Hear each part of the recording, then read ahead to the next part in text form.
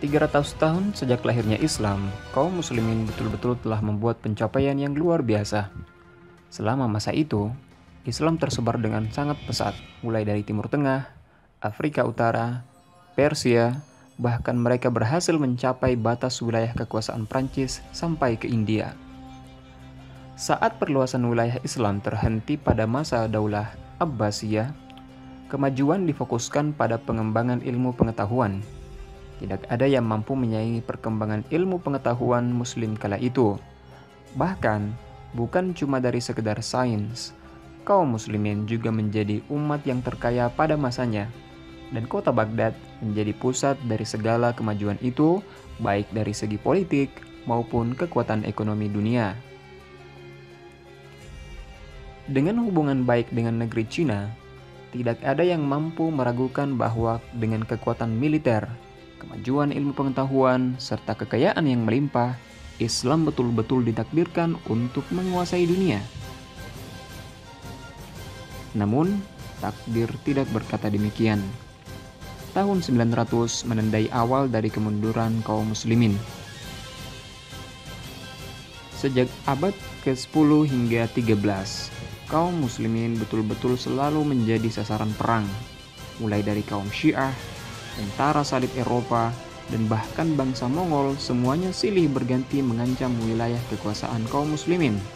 Sehingga beredar isu bahwa tahun 1200-an merupakan tahun di mana kiamat akan segera terjadi, ditandai dengan hancurnya umat muslim. Sejak awal perkembangannya, kaum Syiah sudah seringkali berbeda paham dengan kekhalifahan yang beraliran Islam Sunni. Salah satu yang menandai perbedaan kedua aliran ini adalah kriteria calon pemimpin. Menurut kaum Syiah, seseorang yang pantas memimpin kaum muslimin adalah seseorang yang disebut sebagai imam, orang yang memiliki hubungan spesial dengan Tuhan. Bukan orang-orang yang hanya kebetulan berasal dari keturunan Umayyah dan Abbasiyah saja. Saat berselisih tentang bagaimana cara memilih imam yang terbaik, kaum Syiah terpecah-pecah ke dalam beberapa aliran. Salah satu aliran Syiah yang terbesar adalah kelompok Ithna Asyariyah. Namanya berasal dari kata bahasa Arab Ithna Asyar yang berarti 12. Menurut kaum Ithna Asyariyah, ada 12 orang imam yang pernah dipilih oleh Tuhan untuk memimpin umat muslim. Dari seluruh imam-imam yang dimaksud, imam yang ke-12 menghilang. Karena ketidakhadiran imam yang terakhir yang harusnya memimpin mereka, maka tidak boleh ada yang memimpin umat muslim secara sah.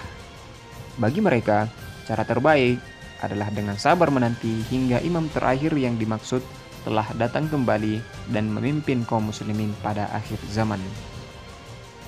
Selain kelompok Ithna Asyariyah, orang-orang Syiah juga terpecah ke dalam golongan kaum Sab'iyah. Namanya diambil dari kata bahasa Arab sab'ah yang berarti 7. Menurut kaum Sab'iyah, mereka percaya bahwa hanya ada 7 imam yang telah dipilih Tuhan untuk memimpin umat muslim. Dan imam yang ketujuh bernama Ismail. Dari sinilah mereka mendapatkan nama mereka Ismailiyah. Menurut kepercayaan mereka, Ismail sengaja menyembunyikan dirinya agar tidak ditangkap oleh pasukan dinasti Abbasiyah pada sekitar 700-an. Tak seperti golongan Itsna Asyariyah yang percaya bahwa imam yang ke-12 adalah imam yang terakhir, kaum Sab'iyah percaya bahwa Ismail dan keturunannya terus bersembunyi di tengah-tengah masyarakat muslim.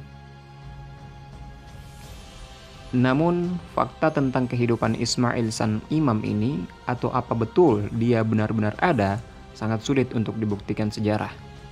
Yang jelas, konon, sejak dia menghilang, pengikutnya bertebaran ke seluruh penjuru Timur Tengah dan Afrika Utara untuk senantiasa mencari dukungan untuk sang imam.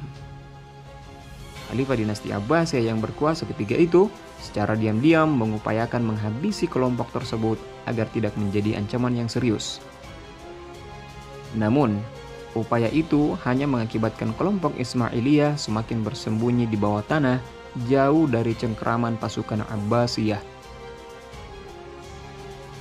Pengikut Ismailiyah kemudian menyebar ke kota-kota besar Islam dan cenderung mendapatkan dukungan dari kalangan orang-orang yang muak terhadap dinasti Abbasiyah, khususnya mereka dari kalangan bawah, orang-orang non-Arab yang membenci orang Arab. Setelah berpuluh-puluh tahun menyebarkan ajarannya, kaum Ismailiyah akhirnya siap untuk melancarkan serangan pertama mereka kepada kekuatan Islam Sunni di tahun 900.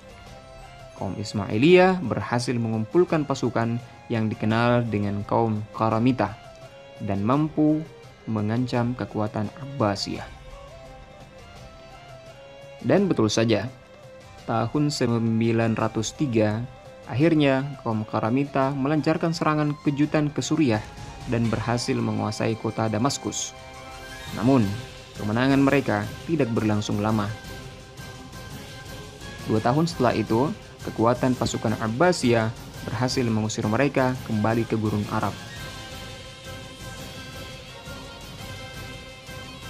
Tak menyerah dengan kekalahan itu, tahun 905, kaum Qaramita kembali mencoba strategi baru untuk menyerang.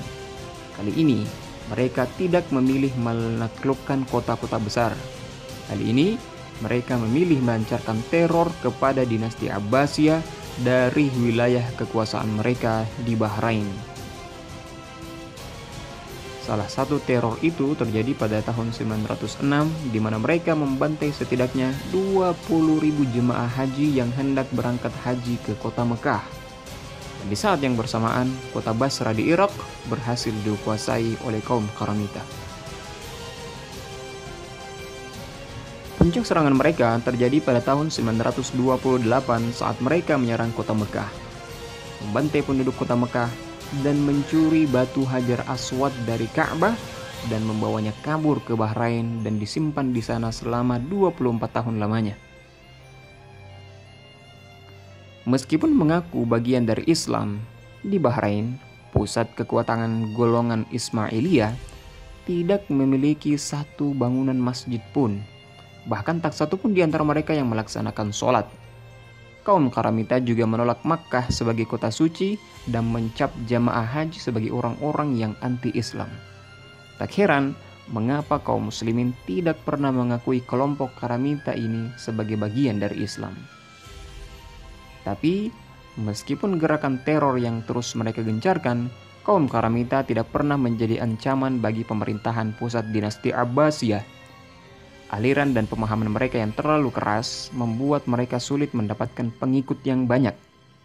Di sisi lain, sebenarnya yang lebih mengancam Islam Sunni ketika itu berasal dari negeri Maghrib atau sekarang negeri Maroko saat cabang gerakan Ismailiyah yang baru bangkit bersama kaum Berber di sana dan mampu memiliki kekuatan yang dahsyat. Bagaimana kelanjutan kisahnya? Apakah kekuatan terbaru Syiah ini betul-betul akan menghancurkan dinasti Abbasiyah? Bagaimana masa depan kekuatan dinasti Abbasiyah? Bagaimana kehancurannya? Kita akan kupas pada pertemuan selanjutnya dalam episode Bangkitnya Dinasti Fatimiyah. Sekian, mudah-mudahan ada berkahnya. Minallahil musta'an wa alaihi tiklan. Assalamualaikum warahmatullahi wabarakatuh.